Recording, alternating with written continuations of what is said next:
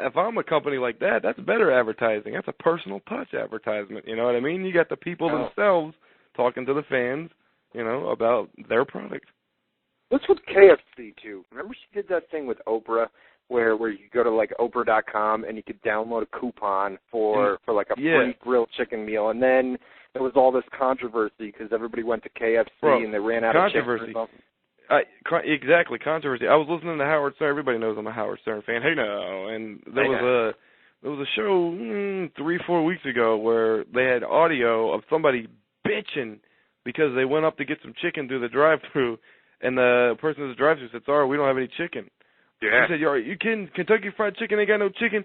I got to feed my kids. What am I supposed to eat today? How are we going to feed ourselves?" And the whole time I'm just thinking, go to McDonald's, you dumb bitch, or something, you know, but I don't know. It was a goofy-ass thing for sure. Go to McDonald's, you dumb. Man, Matty B never loses his style, man. Jesus, man. No, there was a big thing. It was Oprah.com. You could download a coupon. Popeyes is better anyway. I guess. We don't have Popeyes up here. We don't. Really? No, we don't have any of that you're stuff. missing. You guys, what's the burger joint down there that you got in Florida, too? Like a, we got some new one just came in called Whataburger. Yeah, they roller skate out here. Don't they come out and roller skate? Crap. Sonic or... Sonic, that's it, Sonic. Okay. Yeah, they do. Rollerblade bitches, yeah. Yeah, rollerblade bitches. Jesus, man. Am I being too vulgar? I didn't mean that. You know. No, we're good, baby. It's Wednesday night, man. No, what was it today? We can do whatever we want here. It's Wednesday, man. I didn't know if we were going to be able to do this tonight anyway, so we're lucky to be here. So that's good. I would have done it last night, but I wasn't here. So if you would have called me and told me you needed me, I would have done it. But I wasn't near the computer to know that you were like, hey, can you fill in? You know. I sent this man quite a few messages. Yeah, just so everybody knows, Ryan did everything in his power to get a show on the air last night, but he had no co-host and no producer, so there was really nothing he could do. Me and JMK waited till about 6:30 to announce the postponement last night because I don't know, we just couldn't get things working, but got it back up now, so that's good news. All right, so Monday Night Raw, commercial free. Let's not go through every segment from top to bottom. One thing I did want to note here is John Cena. When John Cena came out and he cut this, it was such a corny promo. And then towards the end of it, where he got right in Miz's face, and that is the true difference between a corny John Cena and a serious John Cena. I mean, the serious John Cena, there is not a bad thing that you can say about him because the end of that promo with the Miz. Was where he awesome. basically just punked out the Miz. I mean, that was very, very, very well done. Much like the Miz, the end of that promo was awesome, and I agree. It was corny up until the end when Cena got serious. When he hit the good news, he said, the good news is you have a match with John Cena at the Bash. And then he turned to him and said, the bad news is, he gets right in his nose, you have a match with John Cena at the Bash. I'm like, go ahead, boy, go ahead. No, that was good, man. I mean, I know a lot of people, a lot of Cena haters out there. You know what I mean. But as far as that serious promo with the Miz, I mean, it really started out corny, and it was a world of difference because when I watched the corny scene, I was, wow, this is horrible. This is absolutely. Why did they have this guy come out? And then it got real serious, and it was like a completely different side of Cena. And it really clicked with me. Maybe I've never been a big Cena hater like everybody else, but there's really not anything bad that you could say about when he got serious at the end of Raw. I thought that, or at the end of the. And I've always said I preferred it, and I think everybody disagrees with me, but I preferred it much more when he was doing the gimmick, which probably didn't have that long of a shelf life. You know what I mean? You can't do it for so long. But when he was doing the battle rap stuff, I thought that was an inventive way to do a promo. First of all, it's never been done. Where every promo you do is a freestyle, where the whole point of a promo is to talk trash about somebody. And what better way to talk trash about somebody than in a freestyle battle rhyme? Like, Eminem, 8 Mile, picture that, because that's probably the only reference any kids listening will recognize. But, you know what I mean? I thought it was good. I liked it. We got a Hammerstein Ballroom reference during that promo as well. That's like my... that was weird. He said, what did he say? He said he went in. Small building and. Well, no, because they did the ECW. Remember they did the one night stand, and then he said he walked into the Hammerstein Ballroom and came out alive because those people. I mean, remember the one guy that had the if Cena wins we riot sign or something like that? Yeah. But the whole point is they looked at those shows and ECW before they made it Vince's ECW as, oh, we're just doing this for nostalgia because that Rise and Fall DVD sold a lot. And now the way Cena said that, you can tell that's one of his top moments that he considers in his mind. You know what I mean? Oh yeah, no doubt. And I remember that. I mean, I think they have that. And he lost too. Didn't he lose to RVD? He lost the title. He did.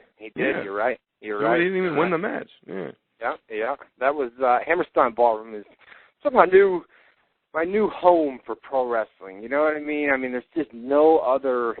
I don't want to call it an arena. I guess ballroom like it. You know what I mean? Hammerstein Ballroom. You were just there like 2 weeks ago, right?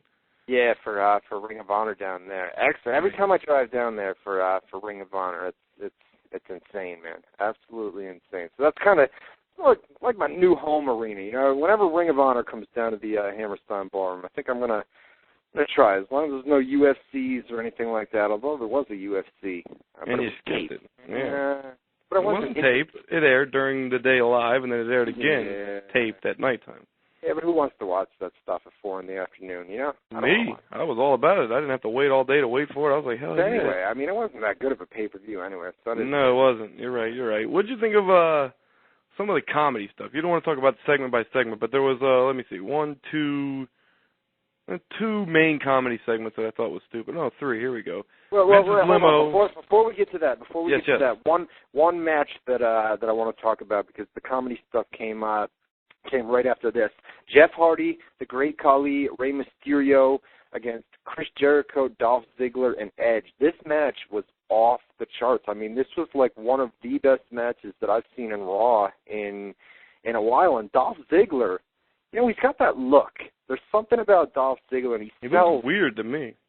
He sells really, really good. I mean, just the entire match. Whenever he was in there, I mean, he would just make everything look twice as bad as it was. I mean, it was just great in-ring work for him. I didn't really pay attention to the match, so I can't really comment. But yeah, I mean, I was really impressed with Dolph Ziggler on Monday night. I know it seems kind of weird, but he's one of those new up-and-comer guys, you know what I mean?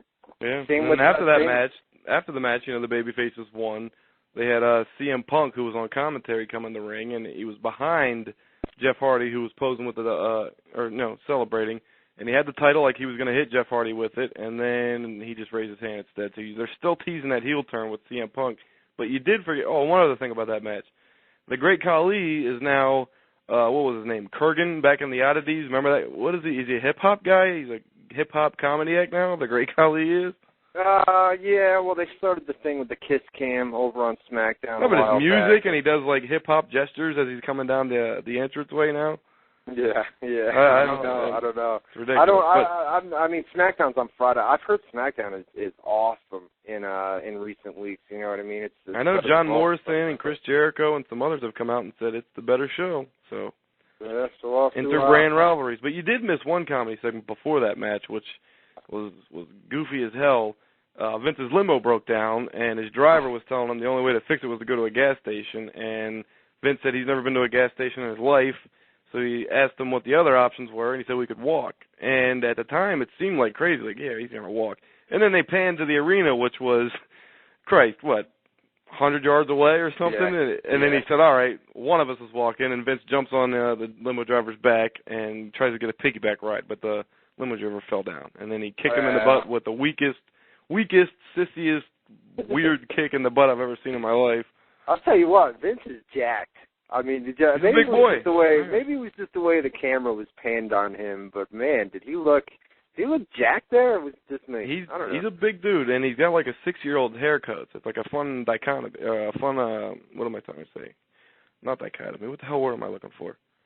I don't know. Juxtaposition. Yeah, there you go. you couldn't have said that word if your life depended on it. Yeah, right. We had another segment backstage with Vince and Donald Trump. Might I just add before we go on that it is hot, man. I mean, dude, I'm sweating too right now. I'm telling you right now, I'm burning up alive. Oh, shit. well, I'm sitting here shirtless, dude. I got no shirt on, and I'm sweating. I mean, there's sweat dripping off my face. I have an air conditioner.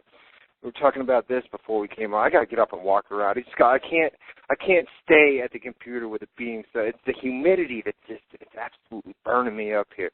But whatever.